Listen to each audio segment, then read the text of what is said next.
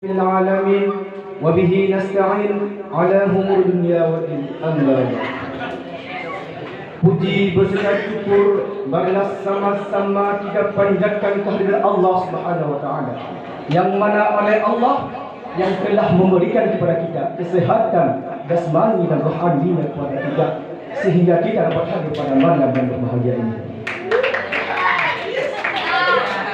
Salawat dan berserta salam tak lupa pula kita panjatkan kepada Nabi kita Muhammad sallallahu alaihi wasallam. Kata-kata takliman kami yang kami muliakan kepada almarhum Abi di Kubah, hanya doa yang saya sampaikan. Allahumma ighfir lahu warhamhu wa'afihi wa'fu anhu. Amin amin ya rabbal alamin.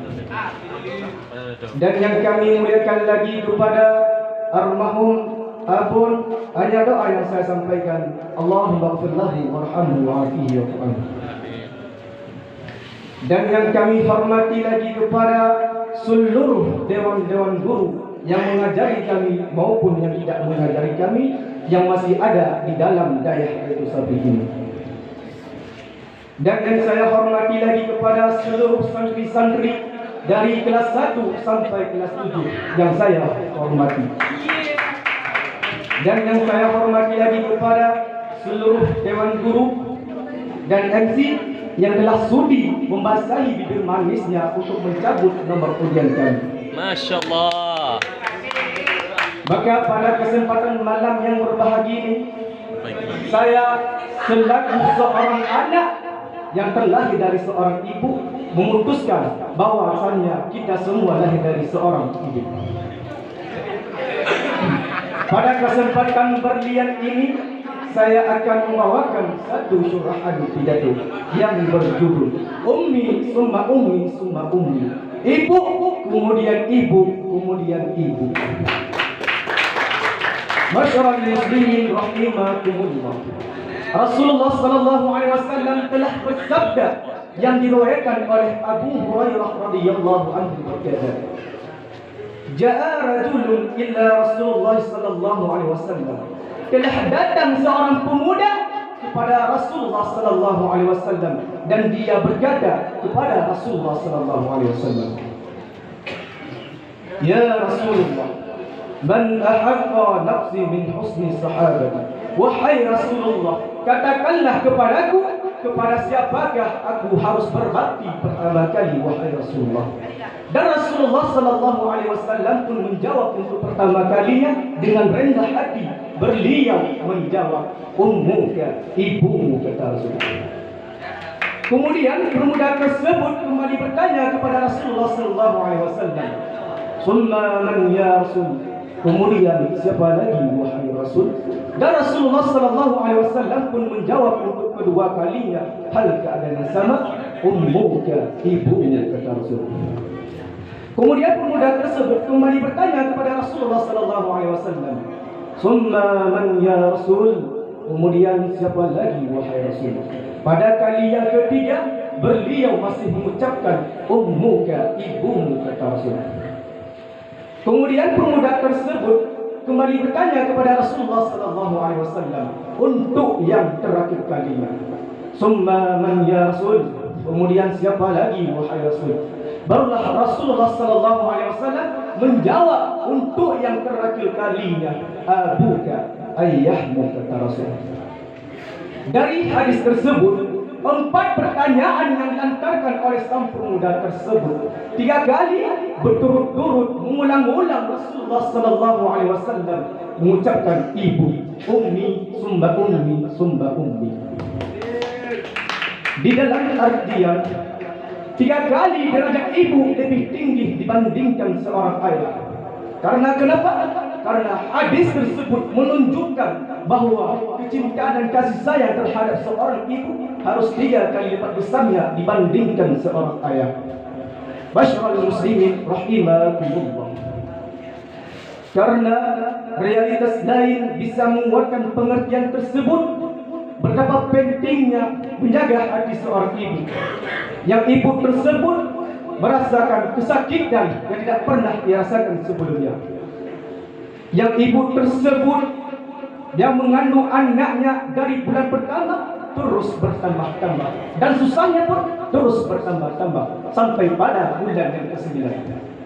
Dan waktu yang sangat dinantikan oleh seorang ibu pun tiba masanya. Lalu sesudah kita dilahirkan, betapa sakitnya seorang ibu yang melahirkan anaknya, sehingga kesakitan tersebut tidak pernah dirasakan oleh orang lain melainkan seorang ibu, yang ibu tersebut yang hampir kehilangan nyawanya saat melahirkan anaknya yang sangat dinantikannya, sehingga kesakitan tersebut tidak pernah dirasakan oleh orang lain. Maka pantaskah hati ini berburuk sangka terhadapnya? Pantaskah lidah ini menyakiti hatinya? Pantaskah kita seorang anak yang lahir dari rahim seorang ibu berburuk sangka terhadapnya? Jawaban itu sama sekali tidak pantas. Masyarul muslimin rahimakumullah. Allah Subhanahu wa taala telah menegaskan jauh sebelum bumi diciptakan dan jauh Allah menciptakan kita semua. Allah Subhanahu wa taala telah berfirman di dalam Al-Qur'an surah Al-Luqman ayat 14 yang berbunyi, Bismillahirrahmanirrahim. وَوَصَّيْنَا الْإِنسَانَ بِوَالِدَيْهِ حَمَلَتْهُ أُمُّهُ وَهْنًا عَلَى وَهْنٍ وَفِصَالُهُمَا فِي عَامَيْنِ أَنِ اشْكُرْ لِي وَلِوَالِدَيْكَ إِلَيَّ الْمَصِيرُ. Dan kami perintahkan kepada manusia agar berbuat baik, berbakti kepada kedua orang tuanya, ibunya yang mengandungnya dalam keadaan lemah yang bertambah-tambah, dan menyimpannya dalam 2 tahun. Bersyukurlah kalian kepadaku dan kepada kedua orang tuamu. Lihatlah betapa Allah sangat menegaskan kepada kita semua betapa pentingnya menjaga hati seorang ibu, betapa pentingnya menjaga kesombongan terhadap ibu, betapa mulianya ibu tersebut di pandangan Allah, yang ibu tersebut pertama kali merasai kesusahan yang tidak pernah ia rasakan sebelumnya. Beliau susah untuk tidur, beliau susah untuk duduk, dan beliau susah untuk berjalan karena beliau mengandungkan kita. Yang dimana ibu tersebut pertama sekali merasakan kesusahan yang tidak pernah dirasakan sebelumnya. Masyarul muslimin rahimakumullah. Rasulullah sallallahu alaihi wasallam telah mencontohkan kepada manusia agar berbuat baik kepada kedua orang tuanya. Bahwasanya Rasulullah sallallahu alaihi wasallam telah memberi suri teladan kepada manusia. Pada suatu hari ketika wafatnya Rasulullah sallallahu alaihi wasallam, sahabat beliau Abu Bakar radhiyallahu anhu berkata kepada Tuan Siti Aisyah radhiyallahu anhu, "Wahai putriku, katakanlah kepadaku perbuatan apa yang belum aku pekerjakan oleh suamimu." Lalu Tuan Siti Aisyah berkata kepada Abu Bakar ayahnya, "Wahai ayahku, suamiku sering sekali membawa makanan, membungkusnya dari rumah membawa ke ujung pasar. Yang di ujung pasar tersebut ada seorang wanita tua yang bermata buta, yang beragama Majusi." Lalu Abu Bakar tersebut membungkus makanan dan membawanya ke ujung pasar. Sesudah dari situ Abu Bakar menyuapinya dari suapan pertama dan suapan kedua dan suapan yang ketiga, dipegang oleh wanita tersua itu. Tangannya Abu Bakar berhenti. Suapan yang terakhir ini sangat keras, tidaklah lemah lembut, yang tidak pernah disuapi oleh yang sebelumnya. Lalu Abu Bakar berkata, "Benar, yang dulunya menyuapimu sangatlah lemah lembut, sangatlah lemah lembut menyuapi kedua orang tua, terutama seorang ibu, walaupun ibu tersebut bukanlah ibu dia. Masyaallah muslimin rahimakumullah.